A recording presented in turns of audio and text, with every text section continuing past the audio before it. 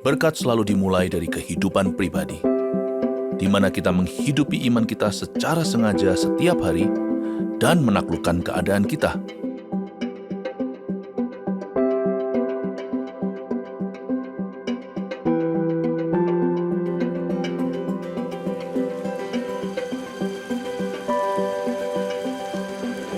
Kristus yang telah membeli kemenangan kita akan memenuhi kita dengan kuasa-Nya untuk mengalahkan musuh-musuh kita, iblis, dosa, sakit penyakit, dan kemiskinan.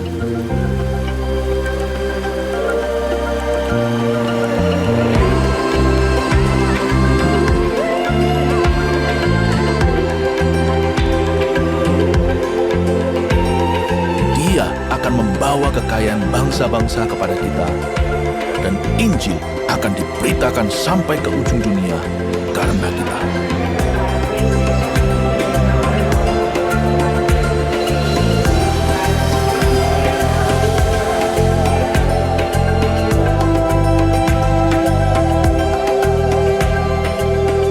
Tahun ini akan dahsyat.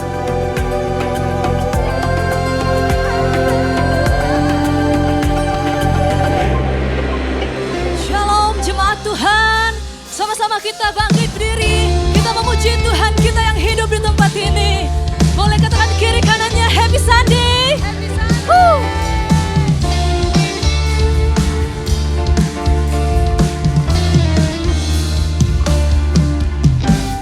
Kami bawa pujian ke dalam rumah Tuhan. Kami bawa pujian ke dalam rumah Tuhan.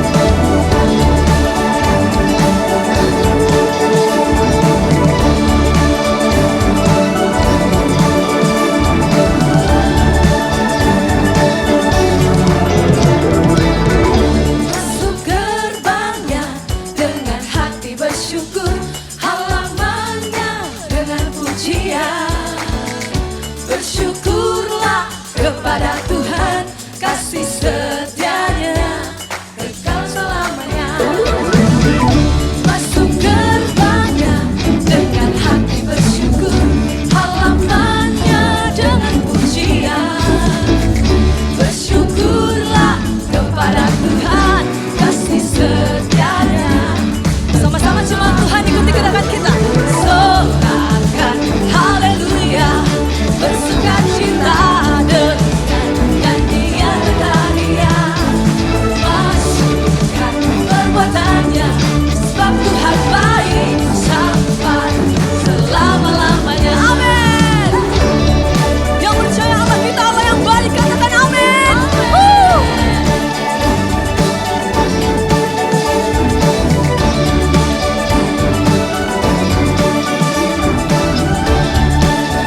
Biar cuma Tuhan saja yang katakan.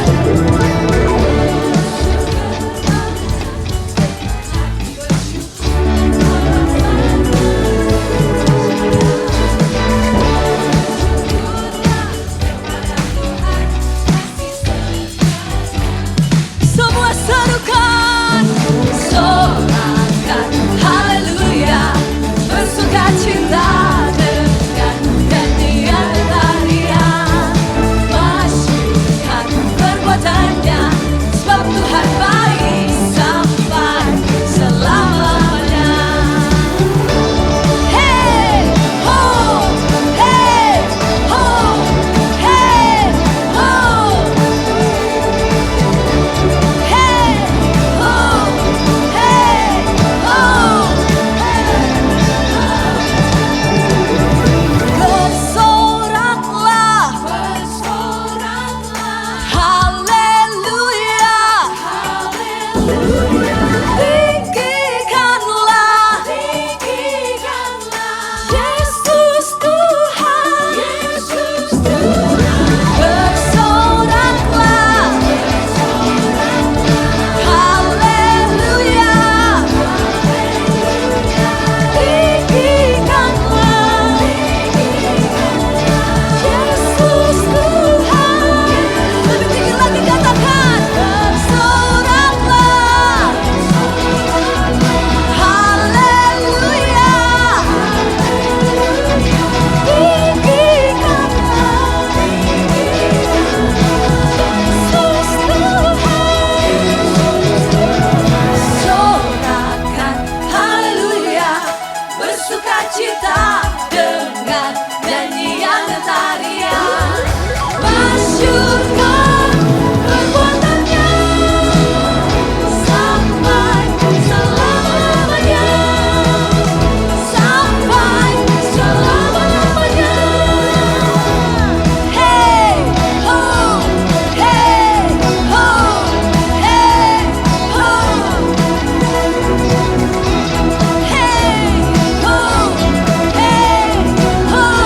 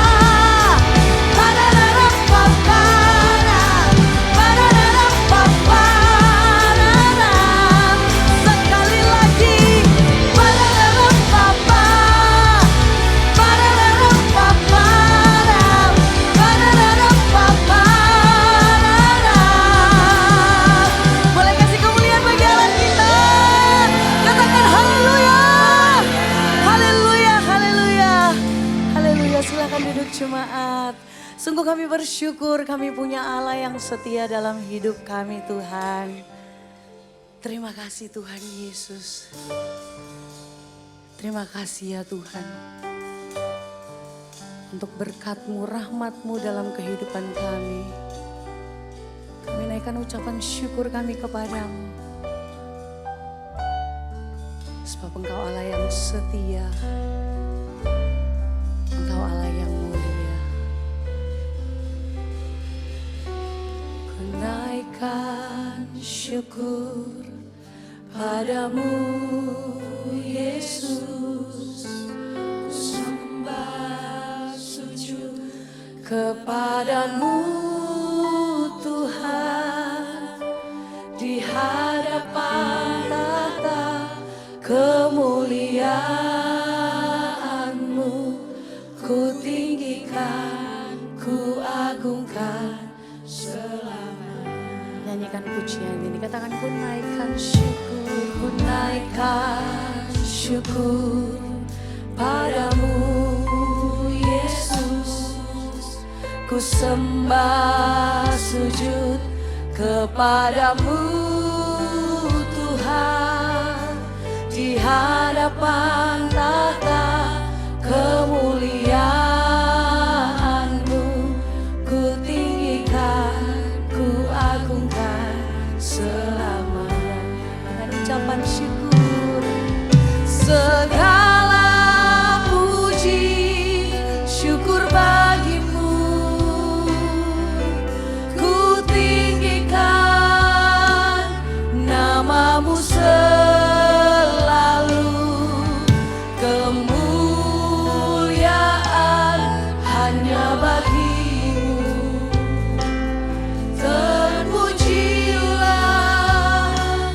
nama-Mu. Boleh kasih tepuk tangan bagi Tuhan Yesus. Biar jemaat saja katakan pujian ini. Ku naikkan syukur padamu Yesus.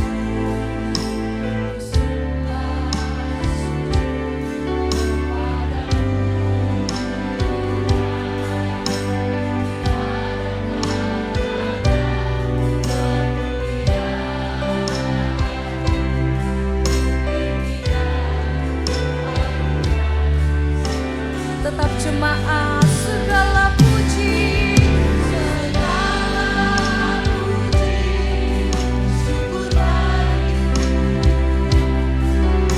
Ku tinggikan nama-Mu selalu.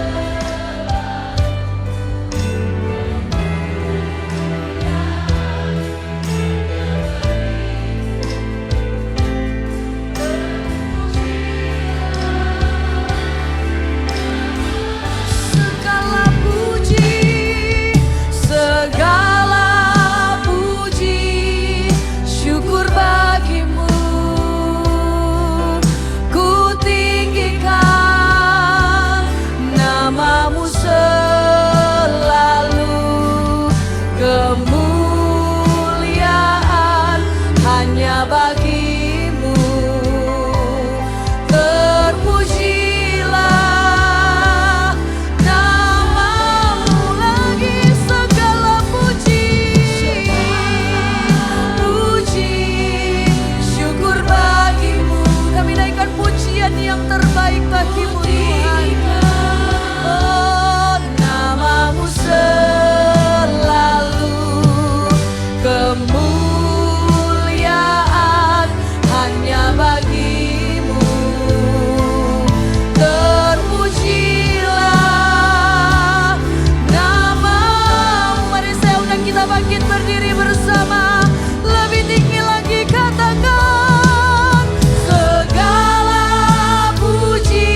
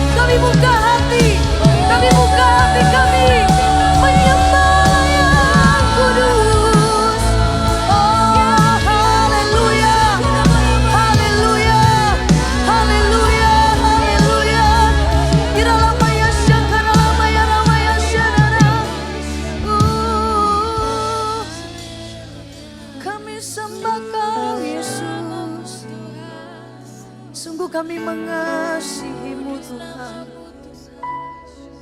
Dengan segenap kekuatan kami Tuhan. Dengan segenap hati kami Tuhan. Kami naikkan pujian kami kepadamu. Mari jemaat tetap menyembah Dia. Sembah Dia di dalam roh dan kebenaran. Oralamaya syakapakaralamaya ralamaya syadadada. Kau suka penyembahan kami Tuhan. Oh ralamaya syadadada.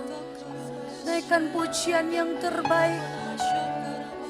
Sampai kau mendengar, kau menyembah Dia. Oh ralamaya syadadada.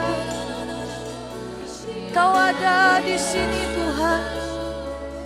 Roh-Mu bekerja atas setiap kami. Bekerja di tempat ini. Penuhi yang haus akan-Mu Tuhan. Dengan segenap hati kami Tuhan. Dengan segenap kekuatan kami Tuhan. Kami menyembah Engkau dengan ucapan syukur.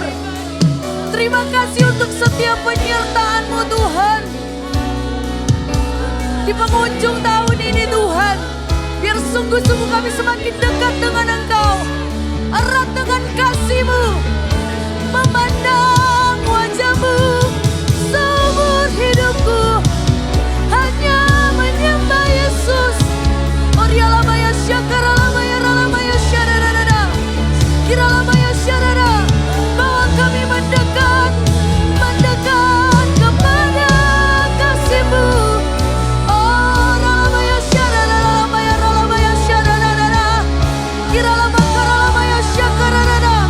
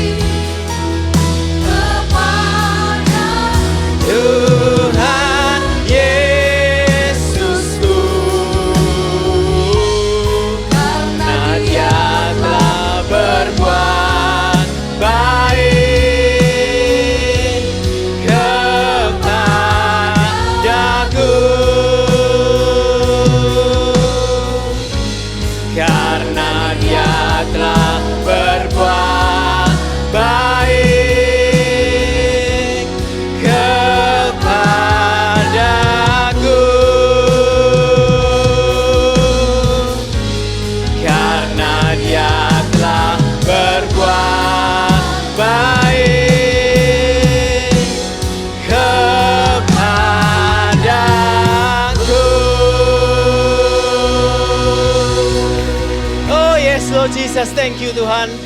Terima kasih Tuhan karena Engkau telah berbuat baik kepada kami Tuhan. Sekalipun kami tidak berbuat baik kepadamu Tuhan. Thank you Tuhan, Engkau sudah setia sekalipun kami ini tidak setia. Ini kami Tuhan, kami kembali hadir di tempat terbaik yang bisa kami usahakan. In your secret place. Kami mau duduk manis Tuhan di bawah kaki-Mu saja Tuhan. Kami datang untuk mendengar. Kami mendekat kepadamu untuk mendengar Tuhan. Berbicaralah kepada kami dengan begitu jelas Tuhan. Gandeng tangan kanan kami Tuhan untuk kami ini masuk di setiap kalimat, di setiap kata, bahkan di setiap iota kebenaran firman-Mu ini Tuhan. Ajar kami ya Tuhan dengan lembut, bersabarlah dengan kami Tuhan. Sebentar saja Tuhan, ulurkan tangan-Mu lebih lama Tuhan.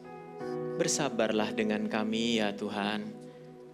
Oh Tuhan, kami rindu Tuhan memakan firman-Mu yang hidup ini Tuhan. Karena kami tahu inilah makanan kekuatan bagi kami yang menjadi pelita dan terang bagi kaki dan langkah jalan kami Tuhan. Oh yes Lord Tuhan. Kuduskan kami, layakkan kami Tuhan. Kami ini tidak pernah kudus, tidak pernah layak. Tapi Engkau menguduskan kami. Melayakkan kami untuk hadir di bawah kaki-Mu Tuhan, bermanja-manja dengan-Mu. Balut hati kami ya Tuhan dengan kasih-Mu itu. Peluk kami Tuhan, peluk dekat erat kami satu persatu Tuhan. Kami mau belajar dari-Mu Tuhan. Sampaikan kebenaran-Mu Tuhan. Kami siap mendengar, kami siap belajar Tuhan. Oh sembunyikan hamba-Mu di balik salib-Mu Tuhan. Hamba-Mu yang tidak tahu apa-apa ini Tuhan. Tutupi hamba-Mu dengan kemahatauan-Mu saja Tuhan. Terima kasih Tuhan. Hanya di dalam nama Tuhan Yesus kami sudah berdoa. Kami sudah mengucap syukur. Haleluya. Amin. Sorak-sorai buat Tuhan kita. Silakan duduk Bapak Ibu. Thank you ya PAW. Terima kasih. Wow. Shalom Bapak Ibu. Tidak terlambat untuk saya mengucapkan Merry Christmas, Selamat Natal. Dan tidak terlalu cepat juga ya untuk saya mengucapkan selamat menyambut tahun baru ya. Kurang 3 hari lagi kita akan masuk ke tahun baru. Nah hari ini di dalam pelayanan saya, di dalam pelayanan dari mimbar ini, hari ini dua kali ibadah saya akan bicara tentang hati. Tentang kekuatan hati. Saya pikir waktu saya menyiapkan materi ini, saya pingin kasih sesuatu buat kita semua. Apa ya yang saya bisa kasih gitu ya, saya buka catatan lama saya gitu ya. Dan saya pingin kasih ini, sebetulnya ini bentuk yang lebih matang, beberapa bentuk yang lebih mentah pernah saya sampaikan di CG saya, di CT, di dalam penggembalaan CG saya ya. Jadi buat teman-teman CG saya mungkin beberapa udah ada yang tahu gitu ya. Kata Ko Yudi kalau tahu kencing-kencing dulu lah. Kencingnya lama aja gak apa-apa. Enggak ya. Ya mudah-mudahan saya udah menambahkan sesuatu yang baru supaya lebih padat. Supaya teman-teman dari CG saya juga bisa bawa nilai yang baru gitu ya. Nah saya kasih judul, ada 2 judul. Yang pertama tadi pagi kita bicara tentang Yusuf papanya Yesus. Gimana dia menguatkan hatinya ketika dia shock begitu dengar Maria hamil gitu ya. Padahal dia tahu jelas-jelas sebagai pria tentunya dia tahu bukan anak dia gitu ya. Dan itu bikin dia shocking gitu ya. Dan kita lihat gimana caranya Yusuf meresponi stimulus yang masuk atau fakta yang masuk dalam kehidupannya itu diresponi dengan tepat. Nah kali ini di ibadah kali ini saya akan bahas Yosua. Yang unik ya, saya pilih Yusuf dan Yosua itu karena Yusuf tentunya masih bernuansa Christmas, masih bernuansa kelahiran Yesus. Yang Yosua saya pilih karena memang perkataan kuatkan hatimu dan teguhkanlah hatimu itu paling terkenal datangnya dari kitab Yosua. Dan lucunya dua-dua kitab ini makanya saya jatuh cinta banget sama 2 pilihan ini. Karena Tuhan membahas kekuatan hati semuanya ya, di Yosua itu di Yosua 1. Di Matius 1 waktu bahas Yusuf. Itu kayak seolah-olah Tuhan berbicara ke saya ya. Kalau memulai segala sesuatu itu paling penting kuatkan hatimu. Bukan pikiranmu, bukan nalarmu, bukan logikamu. Kalau saya pelajarin ya sebagai pengenalan supaya Bapak Ibu berada di halaman pemahaman yang sama dengan saya. Kalau saya pelajarin Alkitab itu lebih suka mengadres hati kita, mengurus hati kita daripada logika, pikiran atau nalar kita. Sorry, ini memang saya agak silau ya. Oke, nggak apa-apa lah ya. Sampai di mana tadi? Hati ya, oke. Alkitab lebih senang mengurusi, mengadres hati kita daripada pikiran kita, daripada akal kita. Nanti saya akan tunjukin ayat-ayatnya. Ya, jadi saya beri judul yang kali ini Joshua, sudah benar ya. Joshua's Heart Beyond Understanding. Jadi nanti kita sama-sama akan belajar bagaimana caranya Yosua mengelola hatinya ketika understandingnya udah berantakan. Ketika nalarnya sudah tidak bisa lagi bicara. Bagi seorang pria, kekuatan nalar itu sangat penting kan. Tapi percayalah Bapak Ibu, saya pria tulen, saya pria sejati, bagi saya ketika nalar logika saya berantakan, akhirnya saya perlu mengurusnya dengan hati. Mau tidak mau, walaupun saya pria. Regardless saya pria atau wanita, at the end of the day, kita akan berurusan dengan hati. Karena ternyata hati itu adalah operating system kehidupan kita. Kalau iPhone, nggak boleh sebut merek ya. Android, iOS itu kan operating systemnya. Kita manusia itu hati, bukan pikiran. Bukan akal, bukan logika, bukan nalar. Saya akan tunjukin ayat-ayatnya. Yuk, multimedia, bukakan yang pertama. Saya akan tunjukin ayat-ayatnya. Nanti Bapak Ibu kalau ketemu ayat yang lain, boleh disumbangkan ya. Kejadian 6 ayat 5. Kita buktikan betapa Alkitab lebih sering bicara tentang hati. Dari kitab Kejadian loh sudah, buku pertama.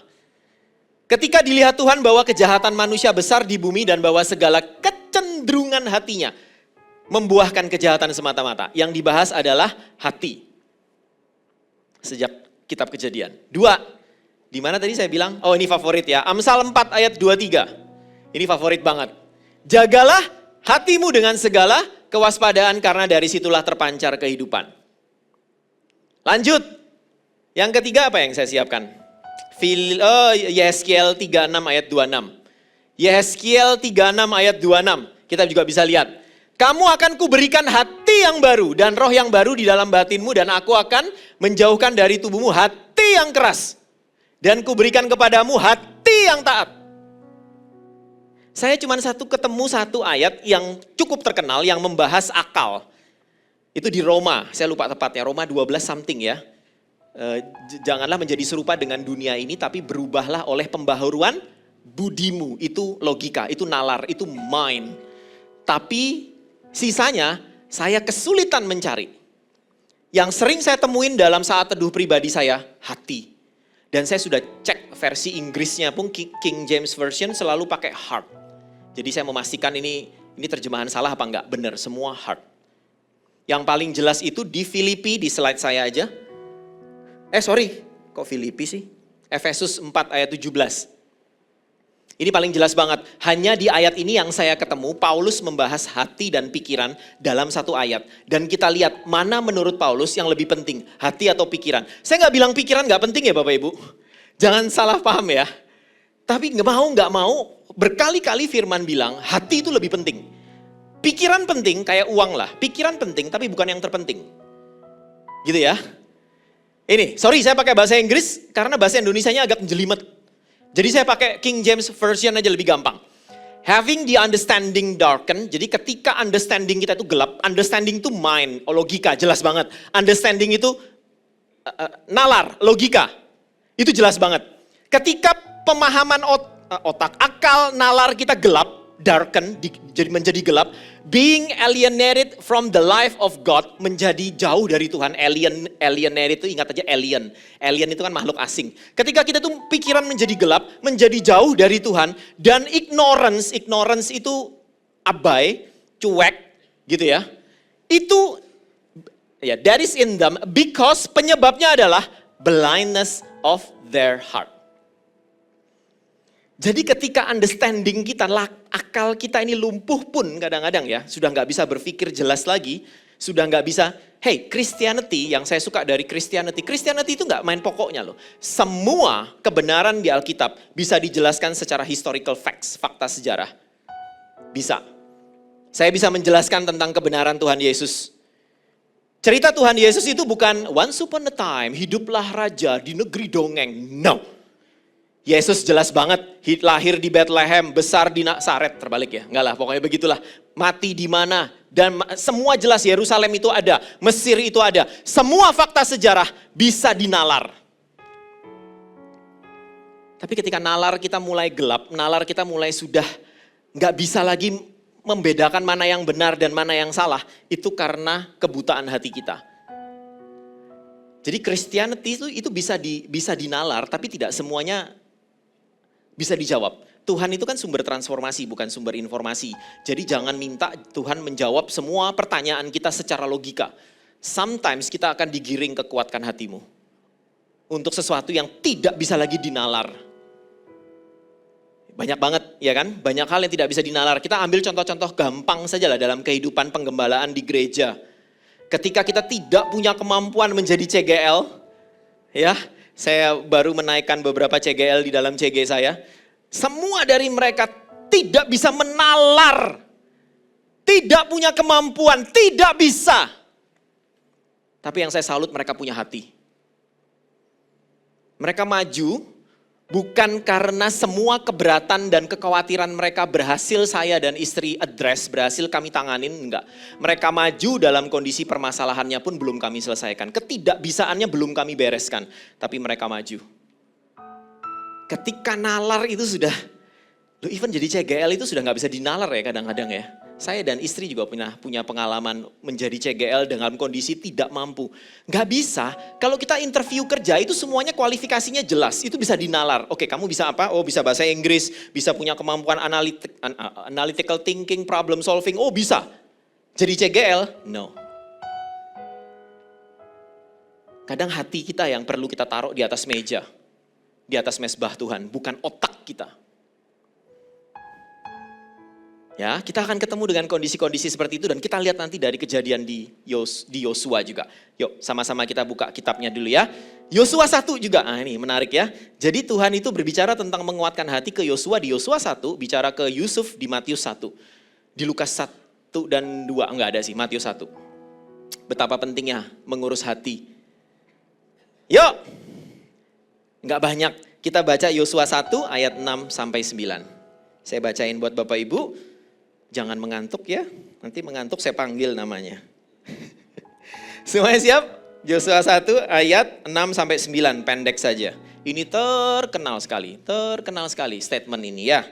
Yuk, kuatkan dan teguhkanlah hatimu sebab engkaulah yang akan memimpin bangsa ini, memiliki negeri yang kujanjikan dengan bersumpah kepada nenek moyang mereka untuk diberikan kepada mereka. 7. Hanya kuat, ini aneh ya. Hanya cuman itu yang Tuhan mau ke Yosua. Ini Tuhan yang ngomong ke Yosua ya.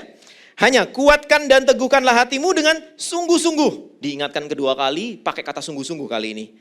Bertindaklah hati-hati sesuai dengan seluruh hukum yang telah diperintahkan kepadamu oleh hambaku Musa. Janganlah menyimpang ke kanan atau ke kiri, supaya engkau beruntung kemanapun engkau pergi. Menarik ya, pakai kata beruntung. Beruntung itu artinya apa sih? Keberhasilan yang kita nggak punya part sama sekali. Itu beruntung. Ya menarik ya, walaupun nanti di bawahnya diganti berhasil dan beruntung sih. Tapi saya suka banget dengan pilihan kata beruntung. Artinya kalau kita berhasil pun, orang beruntung itu berarti dia tidak kontribut apa-apa. Nggak ngapa-ngapain, dapat undian itu kan beruntung kan? Dibilang beruntung. Yang penting apa? Ikutin firman aja. Kuatkan dan teguhkan hatimu, jangan menyimpang ke kanan dan ke kiri. Cuman itu kata Tuhan, nanti kamu beruntung. Beruntung artinya kamu gak kontribut apa-apa. Kelihatan di Yeriko loh, mereka cuma teriak-teriak 7 kali.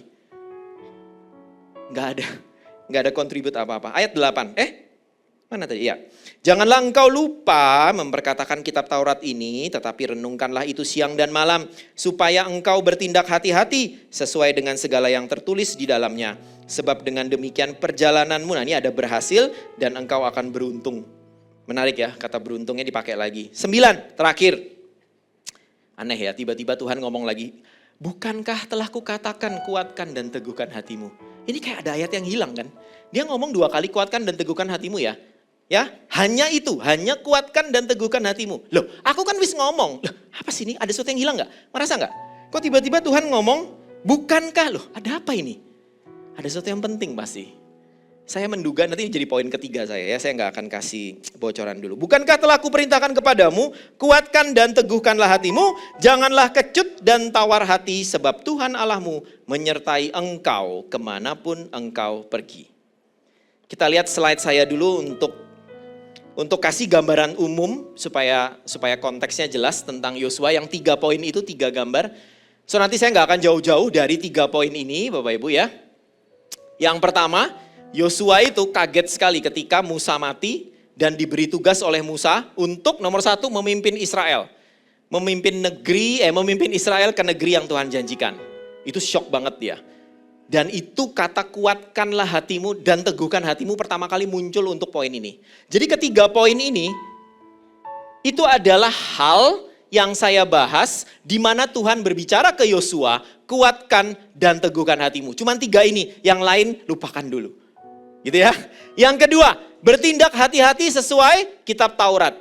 Aneh ya, ternyata untuk menjalani hidup sesuai kitab Taurat itu butuh menguatkan hati. Menguatkan hati. Gak butuh ini, gak terlalu butuh mind, gak terlalu butuh logika atau nalar. Ketiga, kuatkan hatimu dan teguhkan hatimu kata Tuhan, jangan kecut dan tawar hati. Ingat 3 itu, kita kupas mulai satu-satu. Oke, kita mulai dari ayat 6. Ayat yang pertama kita baca hari ini, 6-9, pendek aja ya. Kuatkan dan teguhkan hatimu sebab engkaulah yang akan memimpin bangsa ini memiliki negeri yang kujanjikan dengan bersumpah kepada nenek moyang mereka untuk diberikan kepada mereka. Jadi poin nomor 1 Bapak Ibu yang membuat Yosua harus menguatkan dan meneguhkan hatinya adalah diberi misi oleh Tuhan. Dia diberi misi oleh Tuhan dan misi ini bukan misi yang gampang loh. Bapak Ibu kebayang ya?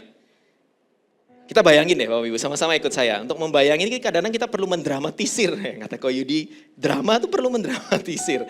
Ya kita dramatisir ya. Yosua itu selama ini cuma anak rohaninya Musa. Selama 40 tahun yang memimpin bangsa paling bebal di dunia ini adalah Musa. Musa ini katakan CGL-nya lah. Yosua sponsornya. Terus tiba-tiba saja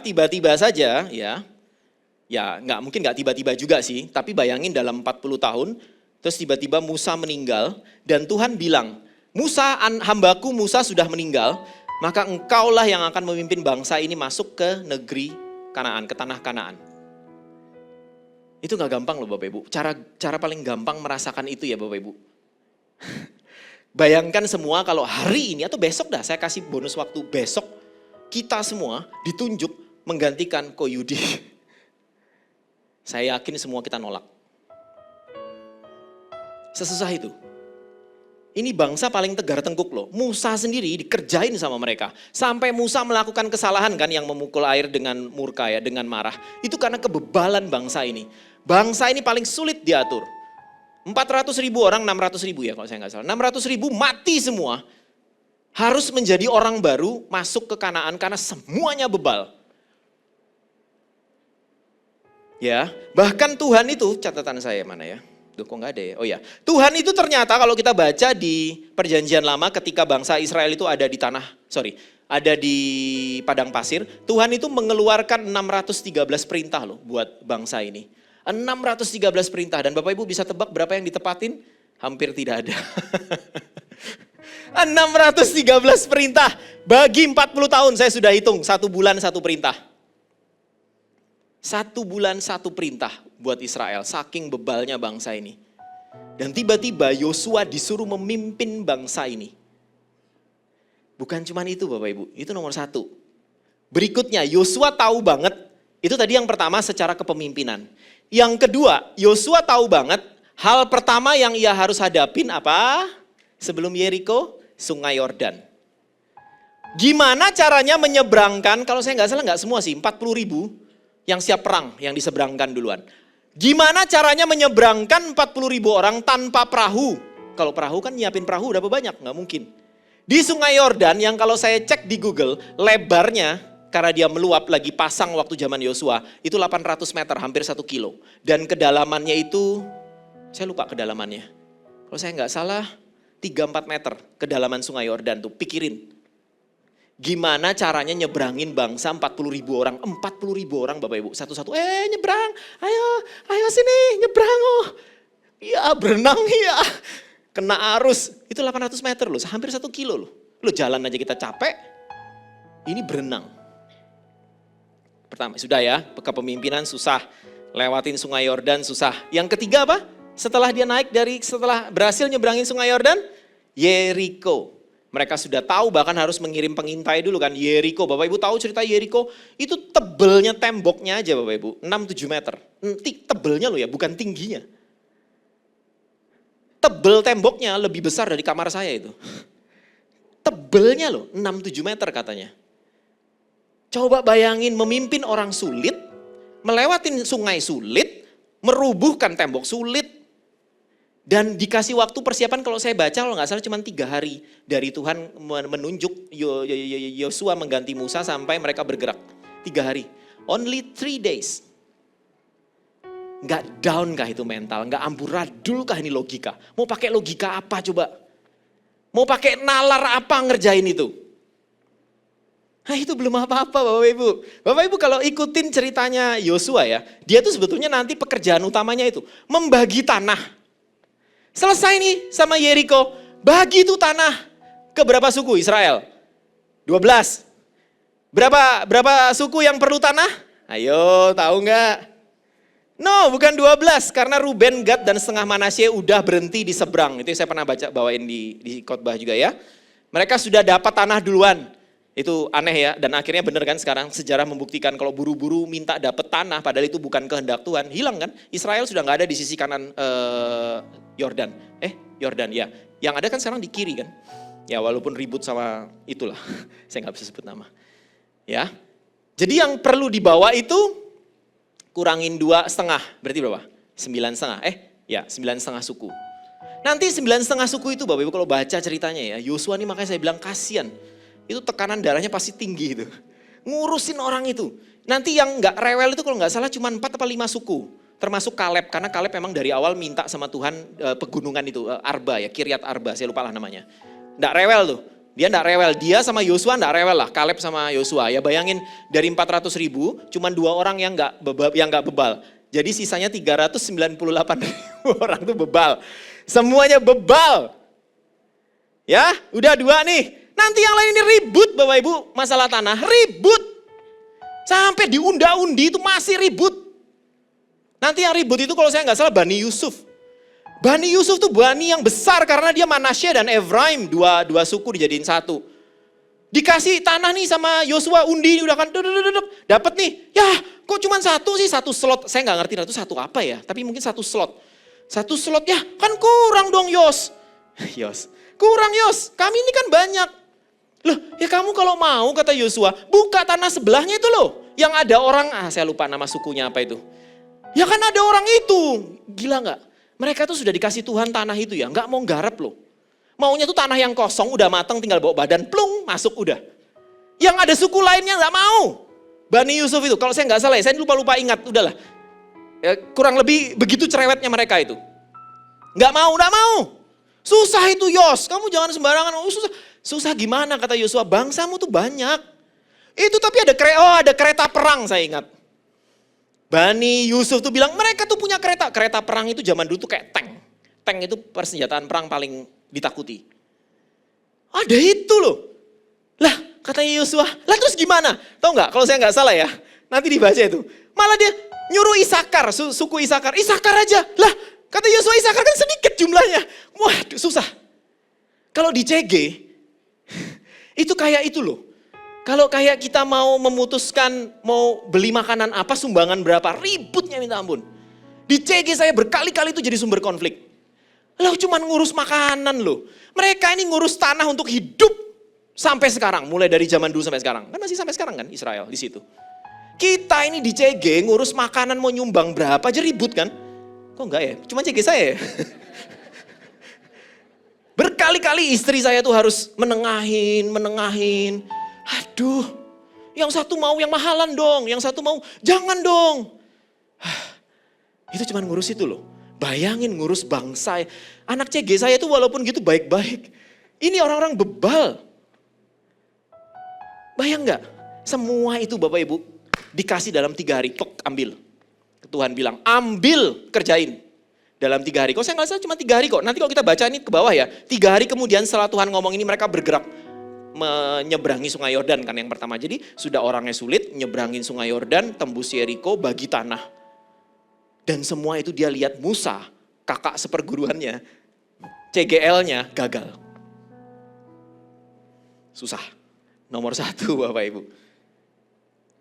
Kuat hati itu dibutuhkan saat mengerjakan janji Tuhan. Walaupun janji Tuhan itu tidak terlihat mudah. Walaupun itu janji Tuhan, tidak berarti kita duduk manis di kursi terdepan. No, nehi. Yosua itu mengerjakan janji Tuhan loh, yang punya kepentingan Tuhan loh. Yang sulit kok Yosua. Kuat hati, kuatkan hatimu. Itu dibutuhkan saat kamu mengerjakan, saat kita mengerjakan janji Tuhan. Jangan merasa ketika Bapak Ibu sudah berada di dalam janji Tuhan, dan kita duduk manis. No, Tuhan selalu mau menghasilkan manusia mahalan, bukan manusia murahan. Kalau Bapak Ibu mau jadi manusia murahan, Tuhan aja yang kerjain semua. Beres kok. Pasti beres bahkan lebih bagus dari kerjaan kita. Tapi dia mau kitanya yang progres, kitanya yang bertransformasi. Makanya dia pakai Yosua, dia mau Yosuanya yang upgrade. Loh itu agenda Tuhan loh, ya Tuhan yang ngerjain ya. Pada akhirnya Tuhan yang ngerjain kok. Gak semua sih. Butuh Yosua melangkah. Kuat hati yang pertama Bapak Ibu, dibutuhkan saat kita mengerjakan janji Tuhan. Jadi Bapak Ibu jangan merasa kalau semua ini susah, ini bukan janji Tuhan. No. Kalau semua terasa sulit, stay in the presence of the Lord. Stay. Kalau merasa sulit, stay tetap. Itu sama sekali tidak berarti itu bukan rencana Tuhan. Jangan hanya karena itu terasa sulit dan terlihat sulit. Ah ini bukan janji Tuhan. Kalau janji Tuhan kan pasti gampang karena dia yang bantu. No. Enggak Bapak Ibu. Lihat Yosua loh disuruh ngerjain janji Tuhan. Itu janji Tuhan dia sendiri yang bilang. Tuhan bilang aku akan memberikan negeri yang kujanjikan ke Abraham. Ini kepentinganku tapi yang ngerjain kamu. Ya. Jangan hanya karena hati ini diuji berkali-kali, lalu kita menyimpulkan Tuhan itu tidak peduli. Memang benar Bapak Ibu, cara menentukan mana kehendak Tuhan, mana janjinya atau enggak, itu kan kadang sulit ya. Saya juga kadang sama istri juga bingung, ini yang mana ya gitu loh. Dan kita perlu uji. Tapi dalam ujian itu memang beberapa kali kalau Tuhan sudah tutup jalan dan kita putuskan itu bukan. Tapi hati-hati. Kalau yang ditutup Tuhan itu mengusik kesenangan kita dan kita menyimpulkan itu bukan janji Tuhan. Padahal itu hanya tidak sesuai dengan kesenangan kita. Gitu loh. Gampang kok sebetulnya cara ngecek janji Tuhan. Itu saya kalau sama istri ya, andalan saya cara mengecek ini benar gak maunya Tuhan. Pertama suami istri sepakat. Tuhan itu sering sekali bicara melalui kesepakatan suami istri. Sering sekali. Nanti kalau suami istri sepakat tuh gini loh maksudnya. Ada satu hal gitu ya, saya dan Heidi itu bisa sama-sama sepakatnya itu kayak sepakat yang meluap-luap itu loh, paham gak? Sepakat yang yes, kayak yang aha itu loh. Tapi kalau sepakatnya yang mana ya, nah itu coba dicek lagi. Tapi kalau kesepakatannya itu bulat merekah gitu ya, go. Oh nanti banyak tantangan gak? Pasti. Pasti kami setelah kami melahirkan CG ada satu format CG yang agak unik. Heidi punya roh hikmat untuk ngelihat perlu dibikin CG itu dan kami coba reshuffle CG kami dan jadilah satu CG ini gitu ya. Sama, pertama itu yang nentang tuh banyak. Kenapa sih kok harus reshuffle kayak gini? Yang nentang banyak, kami itu kayaknya sudah mau melemah. Kayak sudah mau berpikir iya ya gitu loh. Tapi no, saya ingat ini gitu loh, kuatkan dan teguhkan hatimu. Dan sekarang satu-satu didatengin sama istri saya tuh semua yang keberatan. Diajak ngomong semua. Dan sekarang mereka tuh belum mulai sih, CG-nya kan baru mulai nanti kan di Januari ya. Tapi sudah mulai persiapan gitu. Wah CG ini yang paling aktif, paling semangat, paling antusias. Bayangkan kalau saya sama istri waktu itu, udahlah batalin aja. Cuman karena kita memutuskan untuk kuatkan dan teguhkan. Kita tetap go dengan cara itu. Ya, nah ini bagaimana cara mengetahui rencana Tuhan dalam kehidupan kita ya. Yang paling gampang ya, rencana Tuhan itu pasti sejalan dengan firman Tuhan. Ya ingatin ya Bapak Ibu ya, ini kepake nanti. Rencana Tuhan itu saya nggak sempat siapin slide-nya. Rencana Tuhan itu pasti sejalan dengan firman Tuhan. 1, 2. Rencana Tuhan hampir selalu tidak sesuai dengan kehendak kita. 2. Bisa bedain nggak? Oke. Yang kedua, rencana Tuhan hampir selalu, nggak mesti sih, tapi kebanyakan tidak sesuai dengan kehendak kita. Gitu ya. Yang ketiga, rencana Tuhan itu pasti akan mentransformasi karakter. Kalau Bapak Ibu masuk dalam sebuah rencana dan tidak mengubah Bapak Ibu menjadi siapa-siapa, tetap saja itu bukan rencana Tuhan. Itu mungkin rencana Tuhan, tapi itu plan B. Bukan plan A-nya Tuhan. Kalau mau masuk dalam rencana Tuhan, pasti di ujung sana you will change. No, bukan change, you will be transformed. Bedain berubah dengan transform ya. Berubah itu enggak radikal, transform itu radikal. Pasti saya masuk ke apapun rencana Tuhan, jadi CGL, jadi coach, jadi TL, dengan semua kesulitannya. Mengubah saya menjadi saya yang ganteng sekarang ini. Ganteng hatinya, wajah bonus. Terakhir, tadi berapa ya? 1, 2, 3, 4. Di dalam proses itu ya Bapak Ibu ya, di dalam proses kita menjalani rencana Tuhan itu ya, Tuhan itu cuma mau kedekatan, bukan kecepatan.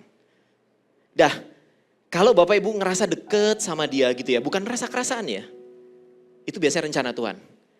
Tapi kalau semua itu kok cepet ya walaupun ada mujizat beberapa kali juga ya, tapi kalau Bapak Ibu itu terlalu nafsu ngejar kecepatan selesai masalah, cepat lulus, cepat selesai, cepat berhasil, itu biasanya bukan rencana Tuhan. Karena dia pingin kita transformasi nggak butuh waktu singkat loh. Udah pakai itu aja selain tadi saya bilang kesepakatan suami istri, terus perlu diuji ya, saya pernah share lah ya waktu saya pindah kerja 16 tahun loh Pak, saya kerja di tempat lama, ditawarin yang baru tuh susah mutusinnya waktu itu. Uji, saya sama istri uji, oke kalau ini kehendak Tuhan, uji, wah kebuka semua, pindah saya. Setahun di PHK. Apakah tetap saya merasa itu bukan kehendak Tuhan? No, saya merasa itu kehendak Tuhan, cuman saya belum ketemu aja sekarang, kenapa ya? Belum ketemu sih. Itu nomor 1. Kuat hati dibutuhkan saat mengerjakan janji Tuhan. Ya, jadi jangan hanya karena ini janji Tuhan, tidak berarti kita duduk manis di kursi terdepan. Ya, pasti ada perjuangan. 2, baru 1 poin nih. Ayat 7 sampai 8, tadi baru ayat 6 ya. Hanya kuatkan dan teguhkanlah hatimu dengan sungguh-sungguh, bertindaklah hati-hati sesuai dengan seluruh hukum yang telah diperintahkan kepadamu oleh hambaku Musa. Semua Taurat, hukum ganti dengan Alkitab ya sekarang ya. Gitu cara baca perjanjian lama Bapak Ibu. Taurat itu ya sebetulnya kejadian keluaran imamat bilangan Torah itu. Ya itu cuman sekarang kan ada perjanjian baru kita lebih banyak. Jadi kalau ada kata-kata hukum, perintah, Taurat itu Alkitab. Ya, jadi hanya kuatkan dan teguhkan hatimu dengan sungguh-sungguh, bertindaklah hati-hati dengan seluruh isi Alkitab, nah gitu ya, yang telah diperintahkan kepadamu oleh siapa? Rasulnya atau Paulus atau siapapun lah penulis Alkitab ya. Janganlah menyimpang ke kanan ke kiri supaya engkau beruntung kemanapun engkau pergi. Janganlah engkau lupa memperkatakan Alkitab. Ada yang menarik Bapak Ibu di sini. Ya, ketika gimana ya? Ketika Tuhan minta Yosua bertindak hati-hati sesuai kitab Taurat. Karena Tuhan tahu Yosua ini punya bibit memberontak. Karena dia gimana pun anak rohani Musa. Jadi ini Tuhan itu seperti mengingatkan sekali lagi, hati-hati ya. Yang bagusnya dari Musa kamu ambil. Tapi yang jelek jangan kamu ambil. Diingatkan sekali lagi kata itu. Sampai berkali-kali diingatkan, hati-hati jangan menyimpang ke kanan dan ke kiri ya. Dan yang menarik di sini Bapak Ibu ya. Di sini tuh ada kata-kata ayat 8 ini tadi saya waktu baca ini Aneh gitu loh. Janganlah engkau lupa memperkatakan kitab Taurat ini. Tetapi renungkanlah. Jangan lupa engkau memperkatakan, tetapi renungkanlah. Kalau menurut saya sih terbalik. Menurut saya renungkan dulu baru perkatakan. Benar nggak? Saya coba selidikin ini dan saya cari bahasa Inggrisnya. Dapat ternyata terjemahannya menurut saya ya Bapak Ibu. Tapi mau diterjemahkan dua kali, mau seperti itu juga bisa sih. Ya jangan lupa memperkatakan. Tapi kalau menurut saya bukan itu sih. King James Version bisa ditampilin ayat 8. Nah, no, yang tadi. Yang ayat 8. Oke. Itu loh. Shall not depart out of your mouth. Jadi maksudnya ternyata ayat 8 itu bukan, sorry ya. Saya, ini tafsir saya. Bukan jangan lupa memperkatakan, tapi jangan biarkan firman itu keluar, depart out itu keluar, lepas dari mulutmu. Karena sebetulnya apa? Di firman ini, Tuhan sedang menganalogikan firman sama dengan makanan. Ini lebih cocok. Karena nanti setelah makan, setelah mengunyah dan direnungkan, itu lebih cocok menurut saya. Ya, nah gini loh Bapak Ibu, dianalogikan seperti makanan. Jangan biarkan firman itu lepas dari mulutmu. Artinya gini loh, jangan lupa makan firman. Mouth, shall not depart out. Jangan lepas dari mulutmu firman itu. Analoginya sama dengan kayak makanan. Firman ditaruh di mulut, dikunyah, zalifanya keluar, semua lah ya, yang dokter lebih tahu lah ya. Telan pakai peristaltik gitu kan. Telan ke tenggorokan, masuk ke usus, menyebarkan semua nutrisi ke tubuh. Sama dengan firman. Nah itu tadi analogi, samain dengan makanan. Firman, baca firman, kunyah, mamah biak, terserah apapun istilahnya. Biarkan telan baik-baik, nikmatin, dikunyah kalau makan firman itu jangan langsung telan. Ibarat makan permen lollipop, jilat, selapis demi selapis nikmati. Pernah makan lollipop ditelan sama tiang-tiangnya? Kunyah, persis sama dengan itu. Ini lebih nyambung. Mengunyah terus menerus, itu disamakan dengan merenungkan firman itu siang dan malam. Sama ketika makanan masuk, ya melalui semua proses dan sampai di usus menyebarkan semua yang baik ke tubuh, firman juga begitu. Kunyah juga firman itu biarkan kita menikmati, ya latih diri kita untuk menikmati itu. Selapis demi selapis makan itu dikunyah, jangan langsung ditelan. Makan firman juga. Renungkan itu siang dan malam, artinya apa? Jangan lupa makan siang dan malam. Lebih cocok Bapak Ibu. Kalau yang tadi menurut saya terjemahannya agak kurang pas, tapi boleh-boleh aja sih, sah-sah aja. Poin kedua yang saya mau bagikan Bapak Ibu, kuat hati itu berdiri tegak lurus di atas firman Tuhan. Tegak lurus karena firman berkali-kali bilang jangan menyimpang ke kanan dan ke kiri. Tegak lurus itu ini firman ya Bapak Ibu. Bek. 90 derajat. 89 aja jangan. 89,9 jangan. Tegak lurus itu 90 derajat Bapak Ibu, tajam. Bek. Jangan menyimpang karena kalau Bapak Ibu menyimpang gini ya. Menyimpang sedikit aja di sini ya. Ini kalau sedikit, ini kalau saya tarik semua jauh loh di atas. Paham nggak? Matematika kan? Kalau ini tegak lurus, kayak ini saya tarik akan lurus terus. Dan dia akan tetap lurus sama titik 0. Tapi ini kalau saya miringin, yang sipil pasti tahu nih, arsitek. Dikit ya. Tarik sampai 10 kilo ke langit. Wow, jaraknya jauh dari titik 0. Jangan menyimpang ke kanan dan ke kiri Bapak Ibu. Kunyah firman itu, makanya perlu mengunyah firman dengan benar. Pastiin kita menggigit dengan benar, mengunyah dengan benar. Nutrisi yang benar itu masuk ke tubuh kita semua. Jangan buru-buru kalau baca firman tuh jangan ditelen, kunyah. Renungkan siang dan malam itu juga nggak berarti gini loh Bapak. Kalau nggak salah Pastor Philip ya ada ngomong ya. Nggak berarti juga gini loh ya. Ini saya kasih yang bentuk lebih gampang ya. Ya, boleh Bapak Ibu baca siang malam. Kalau saya malam, karena saya night person, saya bukan morning person. Saya semuanya itu, saya itu akan pintar di malam hari dan agak nggak pintar di pagi hari. Jadi saya malam kalau ngunyah itu. Malam tuh saya baca firman, tuh saya malam. Nah, gak mesti, tapi kalau Bapak Ibu mau baca lagi di siang boleh. Bahkan ada yang bilang pagi sebelum mulai boleh. Boleh gak apa-apa lah yang kayak gitu-gitu itu. Nah tapi mengunyah itu gak mesti bacanya gitu ya. Kadang saya baca gini Bapak, saya jalan ya. Saya mikirin firman loh. Mandi ya di bawah shower tuh, mikirin firman loh. Jongkok di toilet, maaf pupup ya, mikirin firman loh. Yang dipikirin tuh, apa ya? Loh kenapa ya? Ya kayak gini-gini nih persiapan khotbah gini banyak datangnya dari kamar mandi nih. Persiapannya. Loh iya kok aneh ya kata-kata itu ya. Sik nanti maring ini tak lihat meneh. Kok saya tiba-tiba pakai bahasa Jawa ya? Abis gini saya lihat lagi. Selesai kamar mandi keluar buka. Iya ya aneh ini. Coba Google cari informasi. Wah nemu. Itu loh mengunyah. Kalau Bapak Ibu mengunyah firman dengan tepat itu pasti tegak lurus, gak salah paham dengan firman. Saya kasih contoh ya, beberapa firman yang, sebentar. Mazmur 37 ayat 4. Kalau Bapak Ibu bacanya cepat-cepat main telan aja.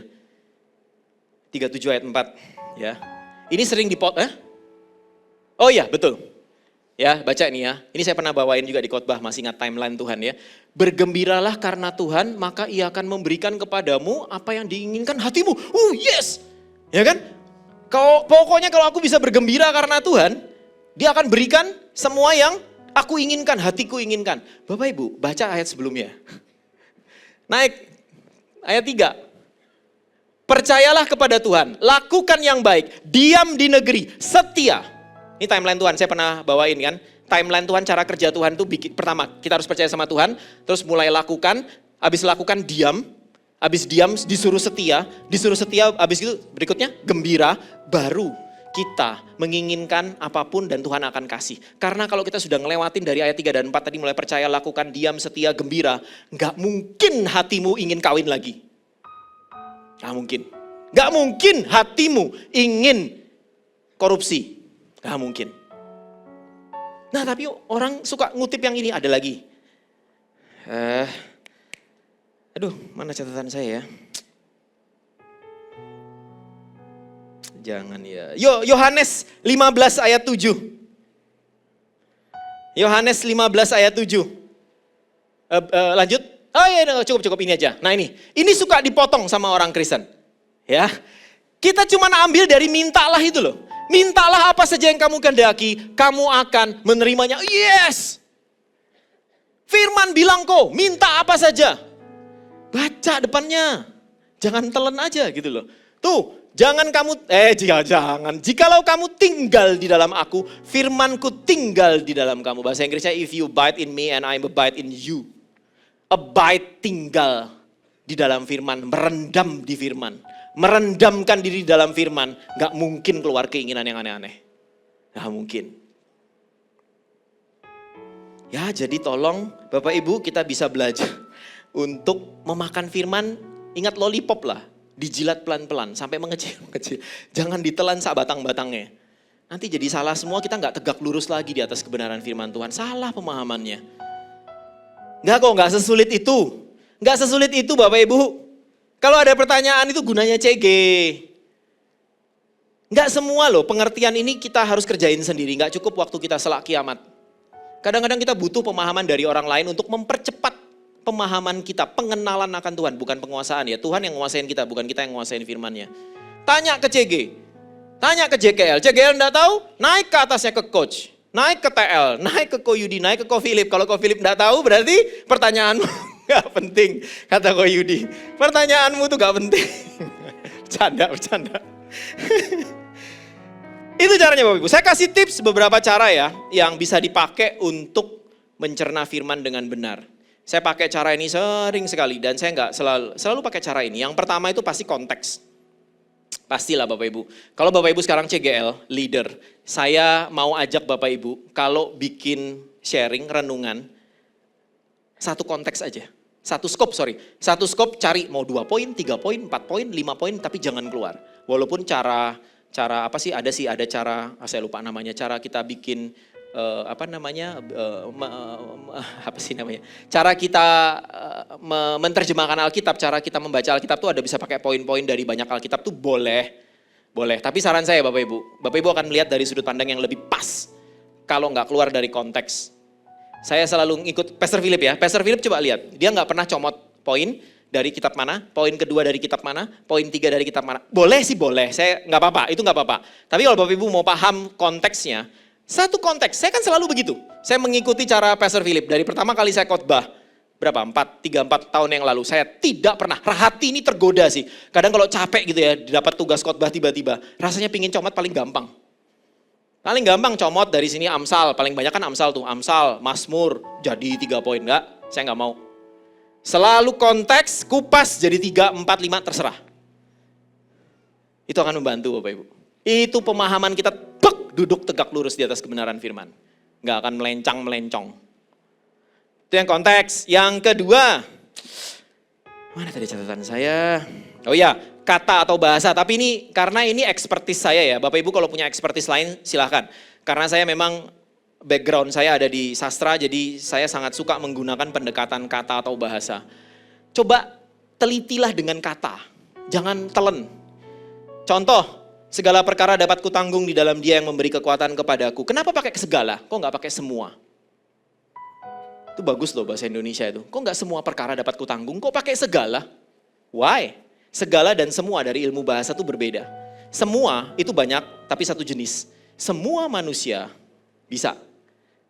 Tapi segala itu banyak dan berbeda jenis. Segala makhluk hidup. Oh, ada manusia, singa, tumbuhan, segala. Itu bukan semua. Jadi segala perkara itu luar biasa maknanya. Segala, semua jenis masalah kita dapat dia tanggung. Dapat kita tanggung di dalam Dia. Beda kan feel-nya? Begitu tahu semua dan segalanya udah beda. Bermain dengan kata, coba kalau ngerti bahasa Inggris, coba pakai bahasa Inggris. Karena bahasa Inggris lebih mirip dengan bahasa asli Alkitab daripada bahasa kita. Ya, itu jadi konteks, bahasa. Yang terakhir itu struktur. Ya, struktur. Saya tuh suka banget mencari urutan. Kayak tadi, timeline Tuhan. Jadi segala sesuatu yang Tuhan sebutkan ya, coba cari, itu ada urutannya loh. Dan semua itu tidak random. Termasuk yang saya lagi kerjain ini. Urutan, pokoknya kalau Tuhan menyebutkan, apalagi kalau koma. Coba pelajarin. Itu ada maknanya yang tersembunyi behind the text. Between the lines. Contohnya apa ya? Amanat agung, pergilah, jadikanlah semua bangsa muridku, baptislah mereka dalam nama Bapa, Putra, dan Roh Kudus. Habis itu apa? Ajarlah mereka melakukan segala sesuatu yang telah aku perintahkan kepadamu, dan ketahuilah aku menyertai kamu senantiasa sampai kepada akhir zaman. Itu urutannya cantik sekali. Pergilah, oke, pergi, meninggalkan zona nyaman.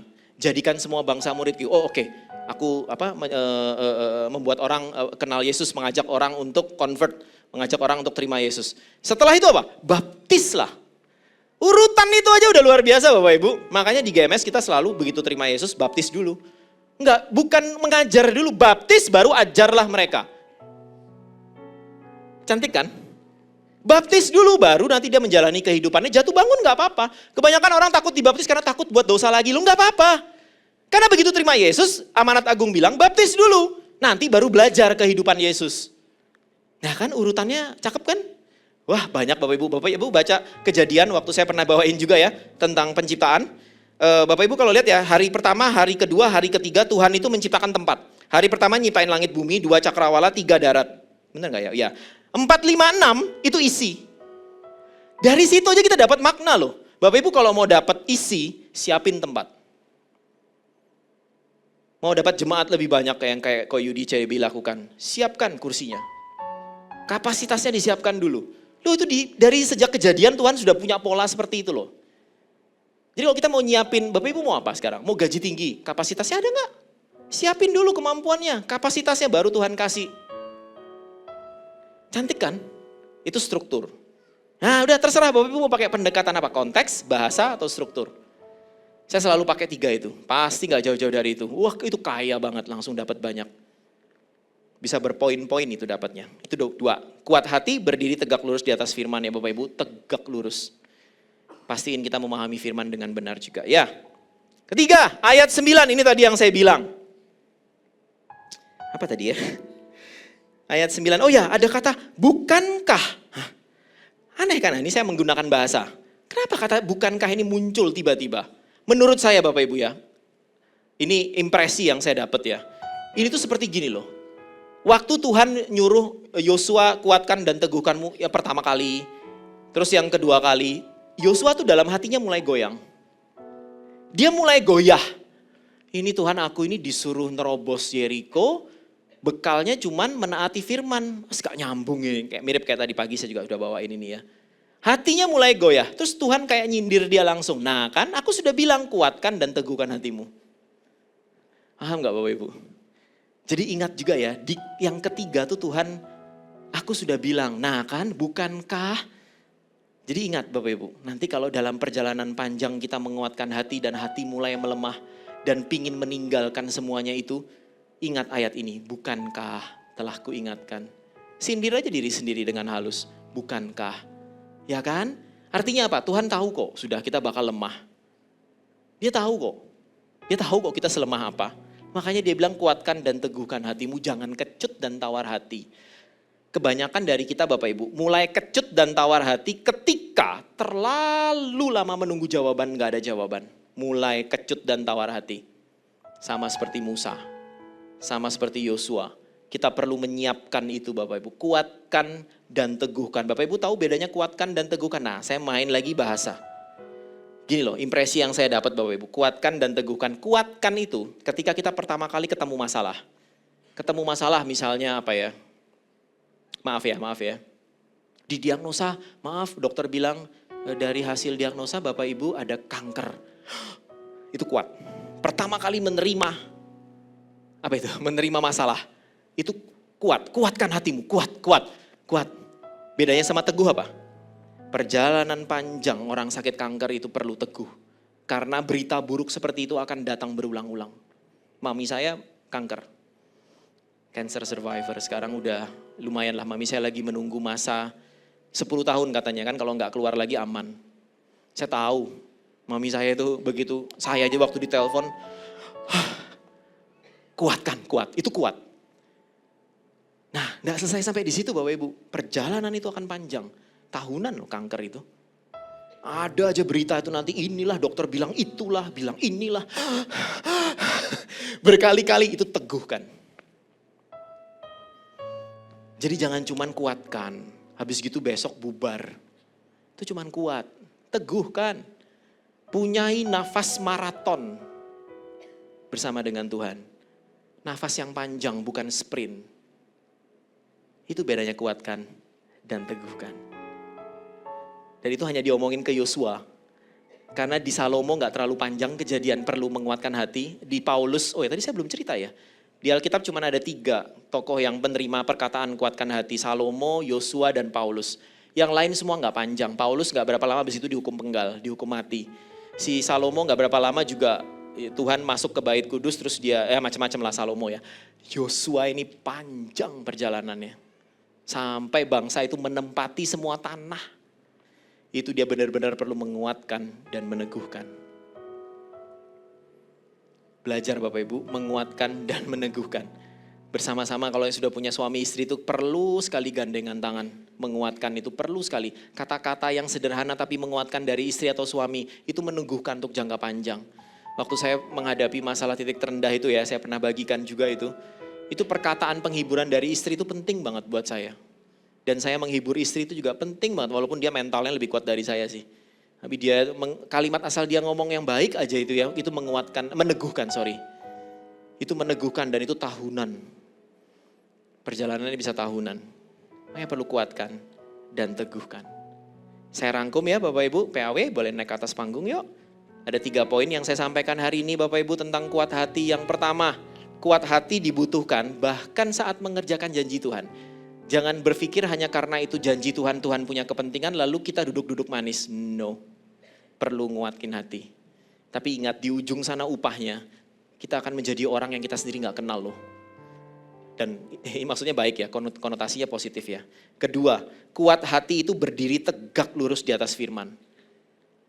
Pastiin kita mencerna firman itu dengan benar. Konteksnya benar, tujuannya benar, pengertiannya benar. Kalau enggak tanya, boleh tanya ke CGL, tanya naik ke pemimpin gak apa-apa. Semakin kaya, semakin bagus. Yang ketiga, kuat hati itu tetap taat. Saya belum sebutin tadi ya, walau enggak terjadi apa-apa. Karena ini perjalanan panjang. Jadi Bapak Ibu kalau kuat hatinya cuma 2 hari itu bukan kuat hati. Kuat hati itu ya menghadapi masalah yang sama bertahun-tahun. Kuatlah di situ, punya nafas maraton bukan sprint. Itu saja dari saya Bapak Ibu, saya undang kita semua bangkit berdiri, kita naikkan satu pujian ini ya. Tuhan, aku haus padamu. Jiwaku merindukanmu. Oh yes, Yesus. Hasrat Di relung hatiku, ku ingin lebih lagi semakin mengenalmu. Oh ajar Tuhan, ajar aku mengasihimu semakin dalam, sebab kau lebih dulu mengasihiku. Yesus, Engkau Bapa-Ku. Yesus,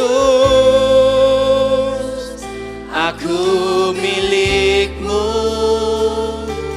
Yesus, ku ingin mengenal-Mu semakin dalam, ajarku mengasihimu. Sama-sama kita nyanyikan dari awal ya, kita naikkan suara terbaik kita. Tuhan, aku haus padamu. oh yes Jesus, rindu padamu Tuhan. Jiwaku Merindukanmu, hasrat di relung hatiku, ku ingin lebih lagi semakin mengenalmu. Ajar aku mengasihimu semakin dalam, sebab kau lebih dulu mengasihiku. Yesus, Engkau Bapa-Ku. Yesus, aku milik-Mu. Yesus, ku ingin mengenal-Mu semakin dalam, ajarku mengasihimu. Oh, bawa daku, yes, lebih dekat Tuhan. Ku ingin mengenal-Mu lebih dekat, semakin dalam, lebih dalam, ku mengasihimu. Oh, bawa Tuhan lebih dekat lagi Tuhan. Oh yes Lord Jesus, kami ingin mengenal-Mu lebih dekat Tuhan. Ku ingin mengenal-Mu lebih dekat, Semakin dalam, lebih dalam, ku mengasihimu.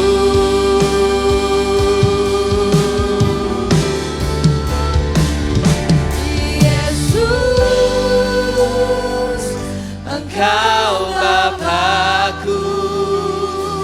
Yesus, aku milik-Mu. Yesus, ku ingin mengenal-Mu semakin dalam, ajarku mengasihimu.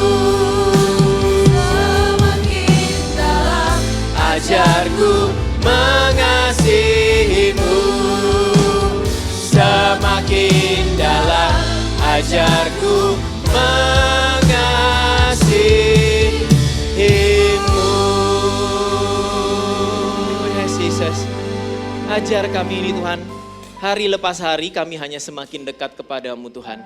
Kami menjauhi daging kami, mendekati roh kami Tuhan. Ini kami anak-anak-Mu Tuhan, kami belajar bagaimana caranya menguatkan hati. Kami belajar dari seorang Yosua. Kami perlu menguatkan hati Tuhan ketika kami mengerjakan janji-Mu Tuhan. Kami tidak hanya mau manisnya saja. Kami tidak hanya mau menagih janjinya saja. Tapi kami mau siapkan hati, menguatkan hati untuk mengerjakan pekerjaan-pekerjaan itu untuk sampai pada janji-Mu Tuhan. Kuatkan hati kami untuk kami tetap berdiri tegak lurus di atas kebenaran firman-Mu saja Tuhan. Ajar latih kami untuk mengenal-Mu, bukan untuk menguasai firman-Mu, tapi mengizinkan firman itu menguasai kami karena kami memahaminya dengan tepat. Tuhan, ajar kami ya Tuhan, bersabarlah ketika kami belum paham firman-Mu Tuhan. Oh, ajar kami juga Tuhan untuk punya nafas panjang, menguatkan hati ketika tak terjadi apa-apa. Kami gak mau kecut dan tawar hati Tuhan. Kuatkan hati kami.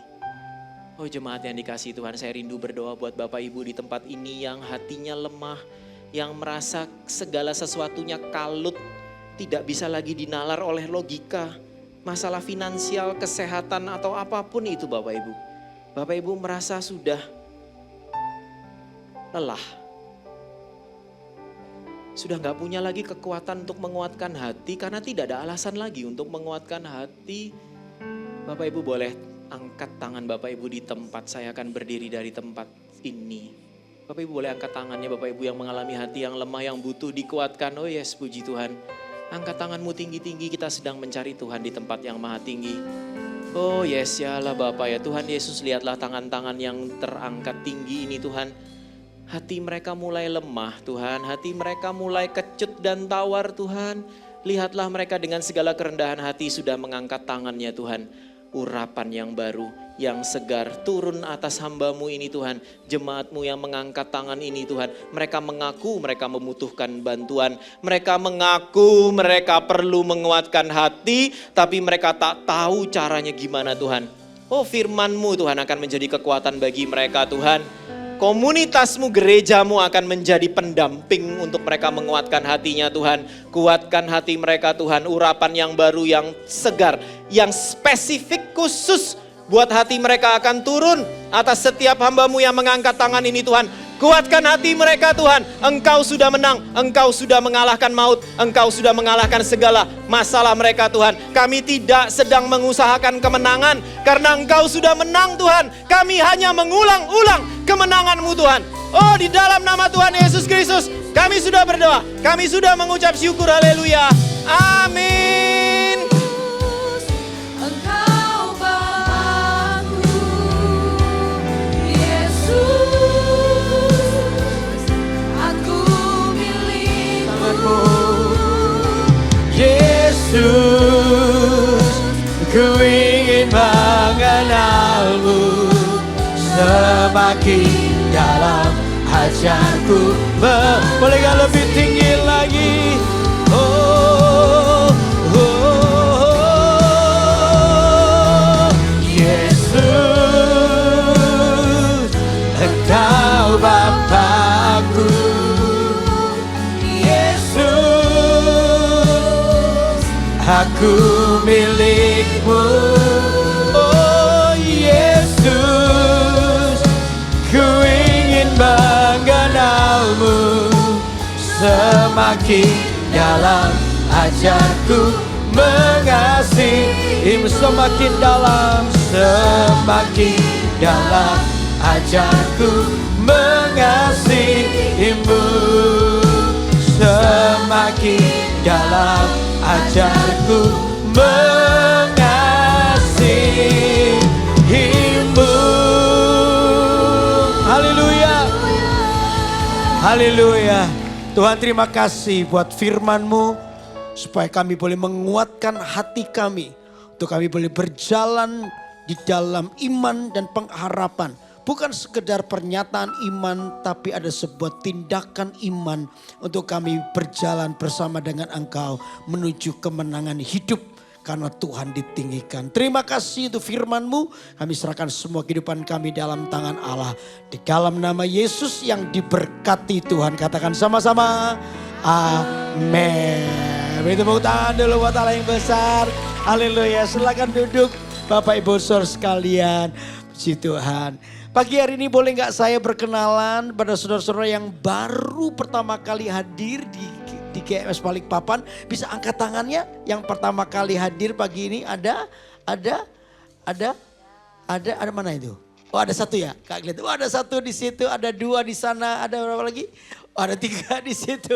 Ayo, ada 4 di situ. Ayo kita sambut mereka ya. 2, 3. Welcome home.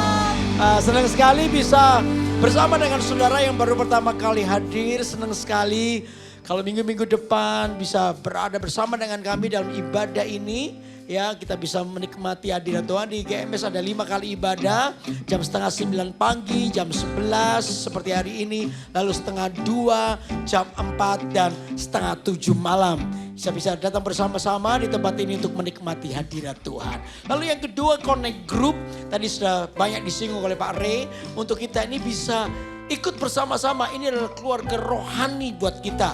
Supaya di situ kita bisa dimuridkan, kita tidak merasa sendirian. Ya di tengah-tengah orang banyak kita gak boleh merasa sendirian. Anda punya keluarga. Karena itu yang belum join, ayo join. Nanti di ruang kaca di luar sana, itu ada welcome lounge. Anda bilang ini aja, saya mau ikut CG. Nah, nanti Anda akan diantar di CG yang di dekat rumah Anda ya.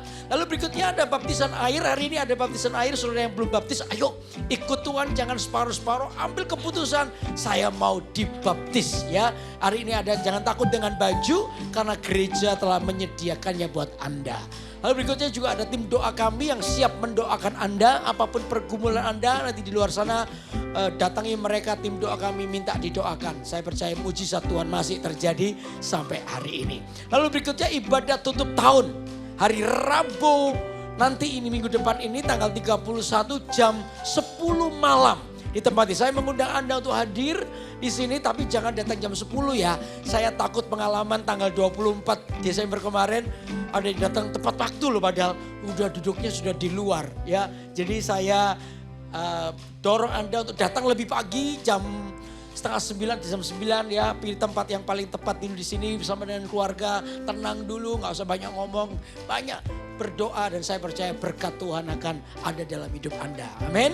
Oke, berikutnya tiap awal tahun kita GMS mengadakan untuk kita ini bersama-sama datang di bawah kaki Tuhan. Untuk itu ada namanya Breakfast with God. Saya mengundang Anda untuk datang Breakfast with God jam 5:30 pagi. Itu di hari Senin tanggal 12 Januari. Ya, di tempat ini kita akan berdoa bersama-sama dan membawa persembahan kita kepada Tuhan. Dan saya percaya itu awal di mana kita boleh dengan cinta kita, kasih kita bawa hidup kita kepada Tuhan. Amin. Lalu juga ada perjalanan ke Israel nanti tahun depan di bulan November. Saya mengundang Anda untuk bisa join juga ya. Minta tolong jangan terlalu cepat diganti, saya belum baca. Yuk diulangi yang di depan itu. Ya, oke. Tanggal 12 lagi. Ya bulan November tahun depan. Ya saya berkali-kali ikut acara ini dan saya sendiri sebagai pendeta diberkati. Karena itu saya ingin mengajak Anda untuk ikut bersama-sama dengan saya. Nabung sampai November tahun depan, daftarkan diri Anda, nanti ada kabar berikutnya ya, ada beritanya ya. Jadi jangan takut, sabar dulu. Oke. Lalu berikutnya adalah saudara mulai bulan Januari nanti terjadi perubahan nomor rekening. Ya, nomor rekening kita berubah. Jadi saudara yang ingin memberikan persembahan, Anda bisa lihat di layar, bukan papan, layar. Atau Anda mau foto dulu. Ini barcode ini sudah diperbarui. Jadi Anda bisa foto dulu nanti. Ya, ini sudah diperbarui mulai Januari nanti kita akan berubah angka itu, nomor itu. Oke. Lalu berikutnya sudah nggak ada, kita akan berikan persembahan buat Tuhan. Mari kita bangkit berdiri sama-sama.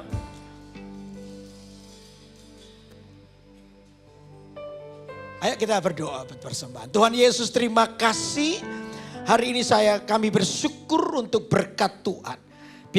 Biar ini menjadi kesukaan buat Tuhan karena diberikan dari hati yang mengasihimu, mencintaimu. Untuk terlibat langsung dengan pergerakan Tuhan yang ada di Kalimantan. Kami serahkan semua dalam tangan Allah. Di dalam nama Yesus kami sudah memberi. Haleluya. Amin. Beri tepuk tangan dulu buat Allah yang besar. Haleluya. Amin. Yesusnya Allah yang perkasa, Dia yang memberi kekuatan dan kemenangan. Pujilah namanya, Yesus ya Allah yang menuntunku, Dia yang memberi pengharapan. Amin. Sekali lagi, pujilah namanya, pujilah namanya, Yesus ya Allah yang perkasa, Dia yang memberi kekuatan dan kemenangan. pujilah namanya, Yesus ya Allah yang menuntunku, Dia yang memberi pengharapan. masa depan, Dia yang memberi pengharapan, masa depan, Dia yang memberi pengharapan, masa depan bagiku. Beri tepuk tangan buat Allah kita. Haleluya. Mari semua angkat tanganmu. Semangat yang dikasih Tuhan. Pulanglah dalam damai sejahtera Allah. Berkat Allah menyertaimu sehingga kehidupan Anda semua dibuat menjadi berhasil. Sebab Dia Allah yang besar, yang mencintaimu, akan memberkatimu mulai hari ini sampai selama-lamanya. Yang percaya diberkati Tuhan. Katakan sama-sama. Amin. Selamat siang, Tuhan memberkati. Love you so much. Silakan duduk. Bagi Anda yang rindu untuk menerima Tuhan Yesus sebagai Tuhan dan Juru Selamat Anda dapat mengikuti doa saya. Tuhan Yesus, saya mengucap syukur kalau Engkau telah mati dan bangkit bagi saya. Dengan iman saya menerima Engkau sebagai Tuhan dan Juru Selamat saya. Bertahtalah atas kehidupan saya. Di dalam nama Tuhan Yesus, saya berdoa. Haleluya. Amin. Selamat, Anda telah menerima Tuhan Yesus sebagai Tuhan dan Juru Selamat Anda. Sebagai bentuk langkah ketaatan selanjutnya, Anda dapat memberikan diri Anda untuk dibaptis. Untuk form baptisan air, permohonan doa, dan pendaftaran Connect Group, Anda dapat melakukan scan QR Code yang tertera di layar Anda. Bagi Anda yang rindu untuk memberikan persembahan, Anda dapat melakukan scan QR Code yang tertera di layar Anda. Jangan lupa untuk subscribe, like, komen, dan share YouTube channel GMS Kalimantan. Sampai jumpa di ibadah minggu depan dan Tuhan Yesus memberkati.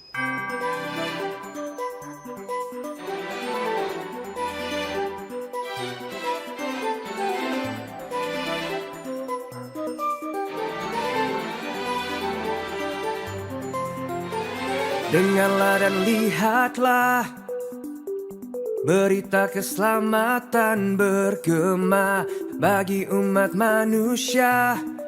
Penyelamat kita telah lahir, terangnya yang bersinar, hapuskan segala dosa dunia. Barang siapa percaya kan menerima hidup yang kekal. Berhimpunlah semua yang bernafas, nyanyikanlah pujian bagi Sang Raja. Dia datang bagi kita, glory haleluya. Kasih-Nya sungguh indah bagi dunia. Bersama